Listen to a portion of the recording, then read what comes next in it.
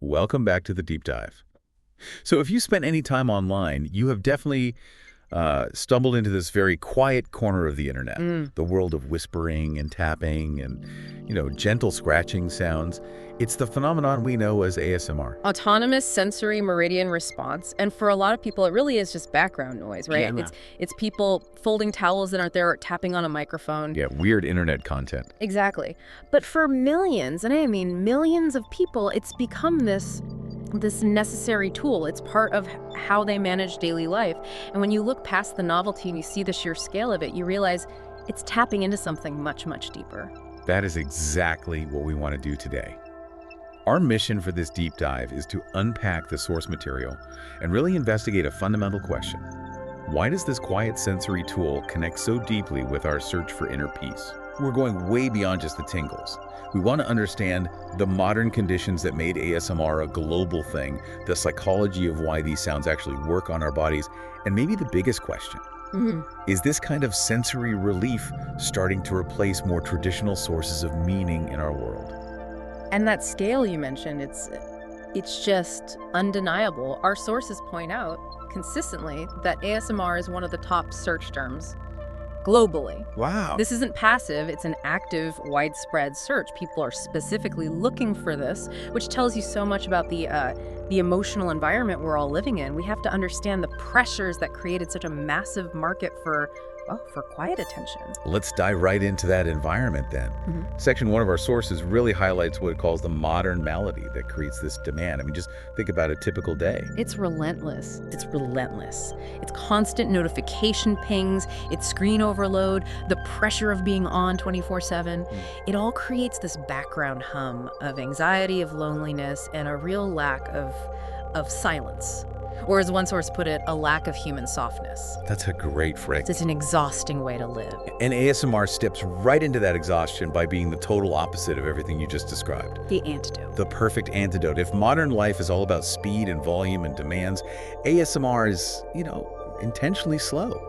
It's meticulously quiet, it's personal, and I think this is key. It's fundamentally non-judgmental. It builds this little cocoon where nothing is asked of you. Nothing at all. I think that non-judgmental part is the secret ingredient. You have a creator giving you this focused, gentle attention.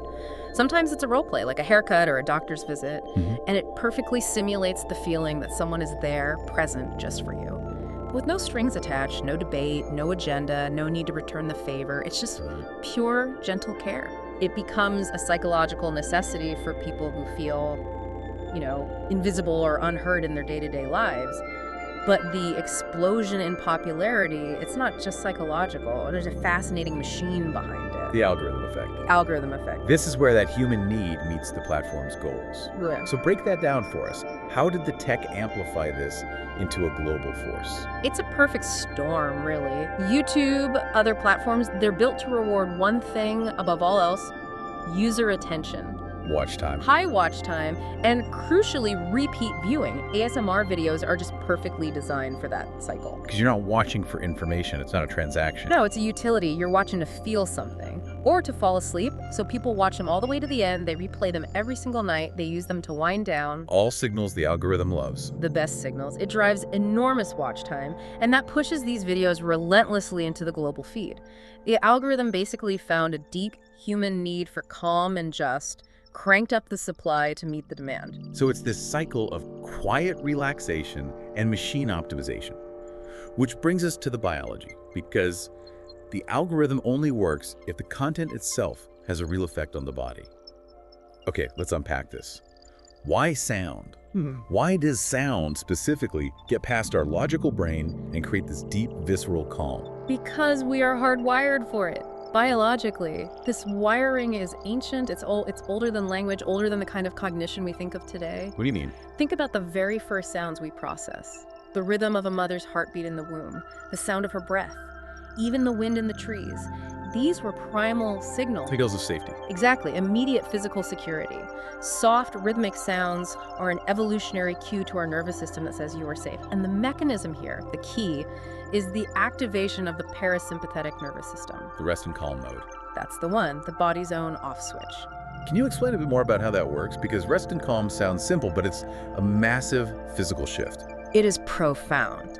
So your body basically runs on two systems. You've got the sympathetic, that's your fight or flight, cortisol, high alert, and then you have the parasympathetic, rest and digest. Right. When you hear those ASMR triggers, the gentle tapping, the slow whisper, your brain interprets that as an absence of threat, and the body responds directly. Your heart rate lowers, your breathing slows.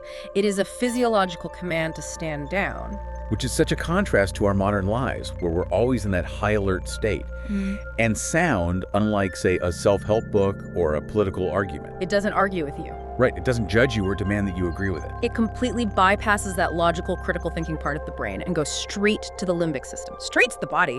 Your nervous system just processes it as data. We are safe, not as an idea to be debated. That immediacy is its power. And when you look back through history, it suddenly makes sense why sound has always been so central to, spiritual practices and efforts to find peace. Absolutely. The sources make this connection very clear. ASMR taps into the exact same neurological doorway as these major historical practices. Such as? Well, think about religious traditions. The repetition of a mantra, the sound of church bells creating a sonic space, the deep tones of Buddhist chants, or the azan, the Islamic call to prayer. They're all sonic anchors. They are. They all use sound and rhythm to settle the nervous system and bring you into the present moment. The big difference with ASMR, of course, is that it offers that neurological benefit. The physical calm. The physical calm, yes, but without asking you to subscribe to a tradition or an institution or any complex set of beliefs. It's just pure, non-denominational relief. And here's where it gets really interesting for me, connecting that biology back to our culture today. Why now? Why is this phenomenon of needing this kind of non-traditional, purely sensory comfort happening on such a massive scale right now? It says so much about our collective emotional state. The source material points out that people feel incredibly isolated, even when they're surrounded by people. Right, the lonely crowd. Exactly. People don't feel heard. They're emotionally exhausted from navigating everything. And this creates a huge widespread hunger for what you could call emotional shelter. And ASMR is the fastest, easiest, most accessible form of that shelter. It simulates that gentle attention, that feeling of care, even though we know it's a performance coming through a screen. And this gets into what some of the analysis calls the faith gap. It's the vacuum left by the decline of some of our traditional institutions. Many people are just. They're distant from organized religion. Or maybe they've been hurt by it. Or they're just overwhelmed by all the conflicting beliefs out there. But the fundamental human need for peace, for meaning, for belonging, that never goes away. So you have this kind of spiritual homelessness, and the market, the digital market, rushes in to fill that void with an immediate, personalized product. That's a perfect way to put it. ASMR fills the gap. It provides immediate relief for the symptom, for the anxiety, but, and this is the crucial distinction our sources make, it doesn't fill the soul. It doesn't provide the ultimate context. Let me push on that a little. If someone is so stressed they can't sleep, and an ASMR video helps them get that sleep, which improves their health, isn't that intrinsically valuable? Are we being a bit dismissive by calling it temporary? No, it is absolutely valuable, and the point isn't to critique the tool itself. Sleep is vital, and if ASMR helps, that's a powerful, good thing. The issue, or the area for analysis, comes when we start to confuse the relief from the tool with the fulfillment of a deeper need. Okay, that makes sense. And that leads us right to the big question in our sources. Is ASMR a substitute for religion or ultimate meaning? When we put them side by side, what does the analysis say?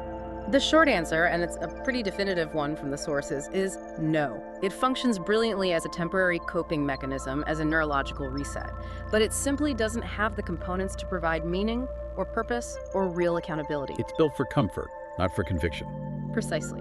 And we should really detail that contrast because that's where the confusion can happen, where the feeling of relief is mistaken for finding an answer. So what are the distinct jobs of the two? Well, traditional structures of meaning, whether that's religion or philosophy or a deep community purpose, they provide things ASMR just can't.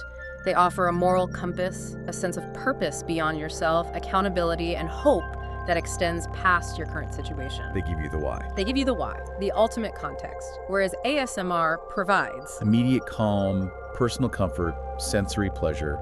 It's focused entirely on your internal state right here, right now. It's about the self. Exactly. And one source gives this really powerful distinction that just sums it all up. ASMR answers the question, how I feel. Religion or worldview answers the question, why I exist. Wow. They're operating on completely different levels of human need. One is palliative, the other is architectural. Palliative versus architectural. That is a sharp distinction. And the source is one about a danger zone that opens up when we confuse those two needs, the need for comfort and the need for purpose. Yes, the danger zone is that space where comfort starts to replace purpose. It's when relaxation replaces responsibility. When we seek peace without doing the hard work of engaging with truth or moral challenges or building community. It's the point where we can start to confuse immediate relief with actual salvation. That's the risk. So, to use an example, if I use ASMR to de-stress from my job so I can sleep, that's a healthy use of a tool. Right. But if I use it every single night to avoid the fact that my job is fundamentally meaningless to me or against my values, then the tool has just become a way to avoid the real work. That's a perfect example. The tool is great at calming the symptom, the anxiety, but it can become a way to avoid the root cause of the restlessness. When the only goal is to feel calm right now, we can stop looking for the solutions that require effort and change. We mistake the quiet mind for the quiet soul, Beautifully put. which is why this balanced view is so important. We're not saying ASMR is bad. Far from it. It's a powerful tool that addresses a real biological need. Absolutely. The balanced take is that it is genuinely useful for stress, it's incredibly helpful for sleep, and it's a perfectly fine tool for regulating your nervous system. It gives people real relief in a very high-stress world. But, and this is the big caveat, we have to recognize what it's not. It is not a worldview. It is not a moral compass. And it's not a path to spiritual or existential completion. It calms the mind through that parasympathetic response we talked about. But the sources are clear. It cannot calm the soul or fill that purpose gap. That requires a different kind of work, one that's often messy and relational, not quiet and personalized. This has been a fascinating deep dive. It's amazing what a simple tapping sound can reveal about our modern culture and our search for peace. It really is a kind of cultural thermometer. It is. And as we wrap up, there's one final thought from the source material that I think encapsulates this whole thing perfectly. A line for you, the listener, to really reflect on. What is it? Anything that soothes pain becomes popular in an anxious world. That's powerful. So ASMR is popular not because it holds the ultimate answers, but simply because people are profoundly restless. Its popularity is a measurement of our collective exhaustion and our deep need for connection. The solution it offers is immediate, it's accessible, it's a digital balm. But the underlying issue, the isolation, the search for lasting purpose, that remains. It remains. Indeed. So as you think about your own relationship with these tools and your own search for quiet, we encourage you to reflect on what truly provides that shelter and meaning in your life, beyond the gentle, temporary attention of a microphone tap. Thank you for joining us for the Deep Dive.